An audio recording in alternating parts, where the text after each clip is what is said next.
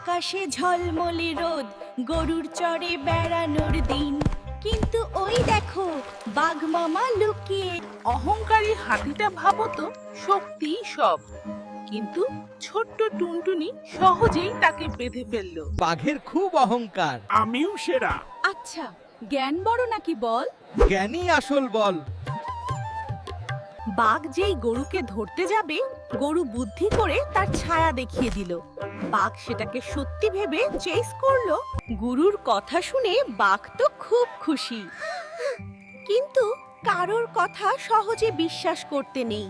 হ্যাঁ বন্ধুরা, দেখো কিভাবে গরু মামা ক্লেভার হয়ে বাচ্চাদের ভিড়ে লুকিয়ে পড়লো, তাই তো? দেখো বাঘের কাণ্ড, কি জোরে ছুটছে কাদার মধ্যে। আর তাই তাড়াহুড়ো করলে এমনই হয়। আর তাই বাঘ মামা লেজ গুটিয়ে পালালো। সুতরাং বিপদ আত্মবিশ্বাস বাড়ায়। বাঘ দ্রুত গরুকে তাড়া করছিল, কিন্তু তাড়াহুড়ো করতে যেয়ে শেকড়ে হোঁচট খেলো। দেখলে তো বাছারা, বাঘ আর গরু যাচ্ছিল। গরু বলল, সাবধানে, কিন্তু বাঘ শুনলো না আর ধপাস। শিয়াল মামা তো খুব হাসছিল আর ভাবছিল, আমি সবচেয়ে চালাক। কিন্তু অমনি বাঘের খুব অহংকার ছিল। আমি সেরা শিকারী। আচ্ছা, সবচেয়ে দ্রুত বাড়ে কি? জ্ঞান, জ্ঞানই আসল শক্তি। বন্ধুরা, গরুর মাথায় একটা বুদ্ধি এলো। সে নৌকায় লাফিয়ে নদী পার হয়ে গেল। দেখলে তো? আর তাই যখন বাঘ খুব জোরে ছুটছিল, হঠাৎ করেই সে লতার ফাঁদে আটকে পড়ল। আর এভাবেই গরুটি বাঘকে বোকা বানালো। দেখলে তো, ভালোর জন্য একটু। বাঘ মামা গরুকে ভয় দেখাতে এসেছিল, কিন্তু চালাক গরু আয়না ব্যবহার করে তাকেই ভগিয়ে দিল। মনে রেখো, অধ্যবসায় সাফল্যের চাবিকাঠি।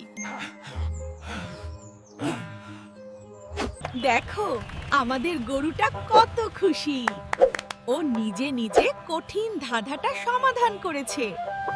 দেখো আমাদের বাঘকে মাথা রাস্কার করছে, শেষ পর্যন্ত নিজের ভুল বুঝতে পেরেছে।